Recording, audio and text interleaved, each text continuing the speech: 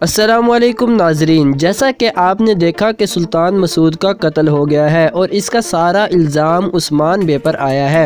अब उस्मान बे यहाँ से बचकर कैसे निकलेंगे, क्योंकि यहाँ सिर्फ सल्जोकी ही नहीं बल्कि मंगोल भी मौजूद है। लेकिन नाजरीन, आपने भी देखा कि सुल्तान मसूद के पास उस्मान बे अकेले नहीं आए थे बल्कि अपने सिपाहियों और तुर्गुत को भी साथ लाए थे। उस्मान बे अपने सिपाहियों की मदद से यहाँ से जान बचाकर भागने में कामयाब हो जाएंगे और जाते हुए रास्ते में उस्मान बे पर मंगोलों का हमला भी होगा। लेकिन उस्मान बे वहाँ से बचकर सीधा आलिम शाह के पास चले जाएंगे। नाज़रीन, यहाँ पर आपका क्या ख्याल है? क्या अगली किस्त में आलिम शाह का खात्मा हो जाएगा या नहीं? कमेंट में जरूर बताएं। और मजीद ऐसी वीडियोस देखने के लिए वीडियो को लाइक और चैनल को सब्सक्राइब जरूर कर लें।